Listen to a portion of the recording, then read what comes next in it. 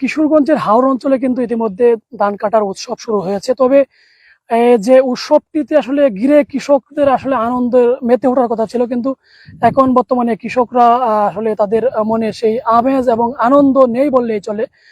বর্তমানে যে ধানের বাজার মূল্য রয়েছে, সেই বাজার মূল্য থেকে আসলে কৃষকরা খুবই হতাশ। বর্তমানে শুকনো যে ধানের বাজার মূল্য রয়েছে, সেটা আমাদেরকে কৃষক জানিয়েছে 1,000 থেকে 1,050 টাকা রয়েছে, এবং ভিজা যে ধান রয়েছে সেই ধানের বাজার মূল্য 800 থেকে 850 এমন বাজার মূল্য রয়েছে। কৃষকরা আমাদেরকে জানিয়েছেন এই যে বাজার মূল্য প্রতি মন ধান আসলে কৃষকরা উৎপাদন করতে প্রতি মনের ধানের উৎপাদন খরচে প্রায় 1,000 থেকে 1,200 টাকা তাদের খরচ হয়েছে। এই যে আসলে খরচ, সব খরচ মিলিয়ে এবং উৎপাদন খরচ সব মিলে কৃষকরা আসলে দিশেহারা হয়েছে। এই বছর কিশোরগঞ্জের হাওর অঞ্চল এবং কিশোরগঞ্জের সব অঞ্চল মিলিয়ে কিশোরগঞ্জ জেলায় 1,68,000 হেক্টর জমিতে আসলে বোরো ধান চাষ হয়েছে, এবং এই হাওর অঞ্চল, কিশোরগঞ্জের যে হাওর অঞ্চল রয়েছে সেখানে প্রায় 1,00,000 হেক্টর জমিতে বোরো ধান আবাদ হয়েছে।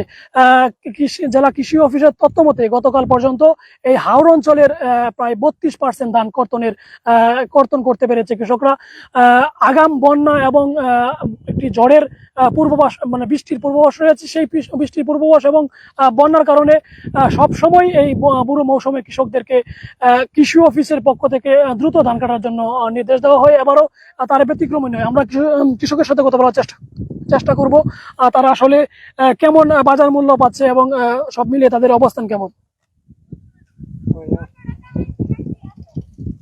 একজন কৃষকের সাথে আমরা যুক্ত করতে চাই। আসলে এই যে ধানের দাম এবং আপনাদের উৎপাদন খরচ সব মিলিয়ে আপনারা কি অবস্থায় আছে, আপনাদের ধানের খরচ কেমন? এবং সেটা ভাই আমরা যে কৃষকরা যে জমিতে ধান ফলাইতে 1,200 টাকা মন প্রতি জমিতে এই মনেতে খরচ হয়েছে। এখন আমরা ধান বিক্রি করতে প্রায় 1,000 বা 1,050 টাকা, বা বীজাটা 900 টাকা 800 টাকা বিক্রি হয়। আমাদের অনেক লস, আমরা অনেক কৃষকরা দূরত্ব অবস্থায় চাচ্ছি।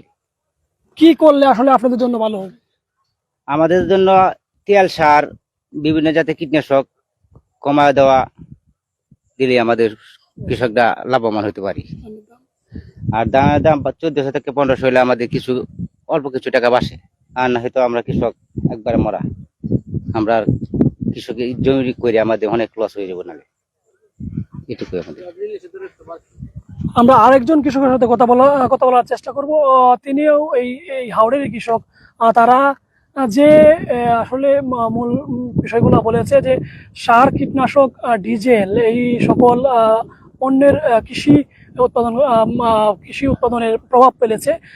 সেই জন্য আসলে তাদের যে বর্তমানে অবস্থা, এই অবস্থাতে তারা উত্তোলন হওয়া সম্ভব নয়। আমরা আরেকজনের সাথে কথা বলার চেষ্টা করব, আসলে তারা কি অবস্থায় আছে, তাদের অবস্থান কেমন। এই যে আসলে এই কীটনাশক, সার এবং ডিজেলের মূল্য বলছেন বৃদ্ধি পেয়েছে, সেই হিসাবে আসলে ধানের মূল্য নেই। কি অবস্থা আপনাদের, কি অবস্থা আছে? আমরা তো কত জাতের ওষুধ দেওয়ার লাগা, মেডিসিন দেওয়ার লাগা, তারা দেওয়ার পারছি, তাতে আগে মানুষ কামনা বেশি লাগে। ওষুধপত্র দুইবার দেওয়া তো বসে ঠিক করে না, এই তো হাওয়া 200 হাজার আছে। মেঘ বৃষ্টি হয়েছে, মুনি দরে উঠছে 1200 টাকা, ধানের দর হলে বিধা গেলে 750, 250 বাজার আছে, দিতে হবে 800, শোয়া ব্যস্ত আছে বলেন 1,050। মানে তো লস হই জমি হচ্ছে লন লাগে। এই যে শহরের সাইডে দিতে দর 28,000, তো হাত দিলে 22,000 20,000। এই যে তো হাত দিতে মানুষ লাগে বেশি আনতে খরচ হাল হিসাব করলে লুসখান। এবারে যে লুসখান আইব সামনে এই ক্ষেত্রে জমা তো কমবো, আর সব জিনিসের দর হিসেবে কমাই লাগে কৃষি লাভবান হইতে পারবো, নাহলে লাভবান হইতে পারবো না। সরকার আপনাদের জন্য কি ব্যবস্থা নিলে আপনাদের জন্য উপকার হবে বা আপনার কৃষক ভালো লাভ হবে? সরকার যদি অনুদানে সব জিনিসের দর ধানের বাজার কমাইলে সব জিনিসের দর তো কমাই দেওয়া লাগবে, তেল কৃষক বাঁচবো। তেলের দর বাড়াইলে গাড়িতে তেল মাল না লাগে, গাড়ির দাম বাড়তি, কতবার নিচে 3200 টাকা, এবার 5,000 টাকা তেলের দর লাগে না। তেলের একটা ক্রাইসিস মুভমেন্ট চলছে, আপনারা কি আসলে তেল কি নিয়মিত পাচ্ছেন কিনা, বা তেলের সমস্যা? ডিপকালা তেল পাইলে তেলের দর তো আমরা সময় ঠিক আছে, এর আগামী বছর আইলে বুঝেন যে আমরা কাতি মাস থেকে তেল খরচ আনি আলছি। এই যে মেশিন দিয়ে ধান কাটার একটা বিষয় আছে, মানে হারভেস্টার দিয়ে আসলে মেশিন ধান কাটার সুযোগ পাচ্ছেন কিনা, বা কোনটা ভালো হয় আপনাদের? সুযোগ তো বলুন যারা আনে এরা তো এই গতবার কাছে 13,000 টাকা নি বা 18,000 টাকা নি, 18,000 টাকা নিছা তেলের তো আর বাড়তি দিকে তো আর জিনিসের তো আর বাড়তি ছাড়া হওয়া না। তাহলে এখন আপনাদের মানে কি অবস্থায় আছে আপনাদের? জিনিসের দর কমাইলে তো আর কমতে করতে পারে। আসলে একজন কৃষকের সাথে আমরা কথা বলছিলাম যে আসলে এখন যে শ্রমিক মূল্য আছে, সেই শ্রমিক মূল্য আসলে ঊর্ধ্বগতিতে রয়েছে, এবং প্রতিজন শ্রমিকের বাজার মূল্য রয়েছে 1200 থেকে 1300 টাকা। এবং গতবার যে হারভেস্টার দিয়ে মেশিন দিয়ে ধান কাটা হচ্ছিল, সেখানেও আসলে মূল্য বৃদ্ধি পেয়েছে, কারণ বর্তমানে বাজারে ডিজেলের দাম বৃদ্ধি পেয়েছে।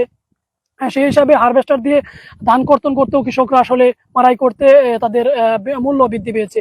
আর সেই খরচ এবং উৎপাদন খরচ, সব খরচ মিলিয়ে তাদের আসলে হিমশিম খেতে হচ্ছে।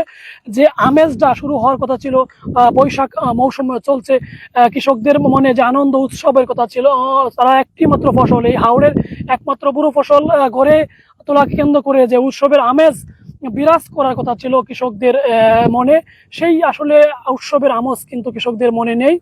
তারা একটি দুশ্চিন্তায় রয়েছে যে এই যে হাওড়ে ধান তারা রোপণ করেছে এবং আবাদ করেছে, সেই ধান তারা ঘরে তুলে আসলে তাদের যে খরচ হয়েছে সেই খরচ তাদের পোষাবে না। এবং এখন যে তাদের একটি দাবি হচ্ছে, যদি এই মৌসুমে বড় মৌসুমে কৃষি পণ্যের দাম যেমন সার এবং ডিজেল বা এইগুলোর দাম যদি সরকার কমিয়ে আনতে পারে, কীটনাশকের দাম যদি কমিয়ে আনতে পারে, তাহলে কৃষকরা ধান চাষ করে লাভবান হবে।